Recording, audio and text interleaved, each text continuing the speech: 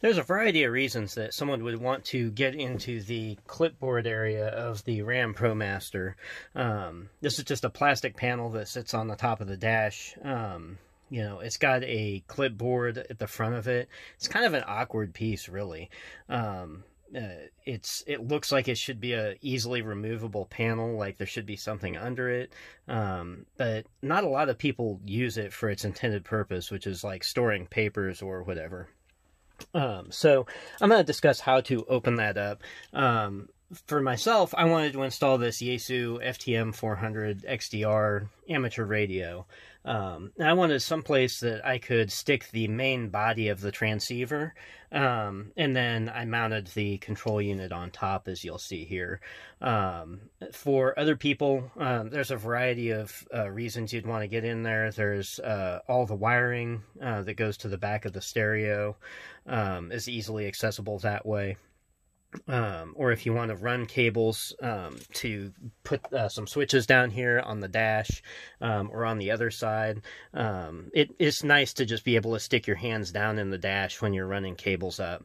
The battery sits right under the driver's side, so if you want to run power, you know, you may need to run something up over there. But this is another one of those questions that just comes up in the ProMaster forums quite a bit. I don't actually have the radio removal tools, but you don't really need those. You can use almost anything. I'm going to use a pair or a set of 4 Jewelers screwdrivers or precision screwdrivers. The actual tool is these metal hoops that go up and over, but almost anything that will fit in these holes kind of snugly are all you need. And since I'm not actually using my ham radio, I'm going to shut it off. I've got this wired into the upfitter connections, which is pretty cool. I'll discuss that in a later video. But once you've got these in, and you can use like pieces of unbent wire hanger or like using small screwdrivers here instead of the right tool, it's no big deal. But what you want to do is you want to insert those fully, and then you need to apply outward pressure. Just press out like this and kind of pull the radio back, and the radio just comes disengaged from those right there. It's very simple. You don't even have to remove the radio all the way. But then there's, I don't know if I can move this down. You'll see there's these 2 screw holes right here and here. And those are Torx T20. I'm going to use a Torx T20 driver and remove those. And you can kind of see my my transceiver unit under here.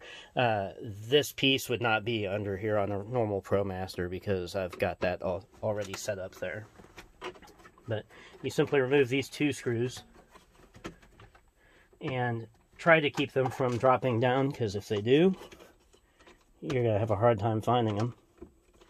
I'll leave that one there for now.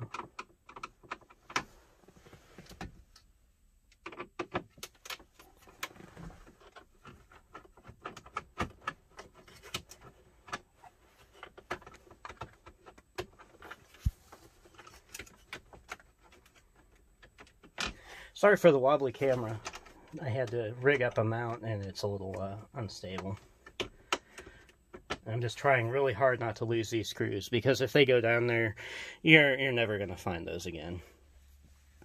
So once that's done, all you have to do is just pull the clipboard up and out, and you'll see that my transceiver fell down because the radio isn't there. But and then I've actually got my control unit just mounted to this with some double-sided tape that came with the unit.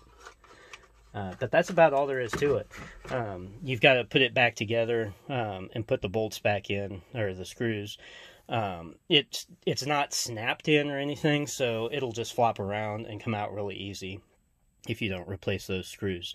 There are some aftermarket clipboards that have tablet holders or some other things that you can get.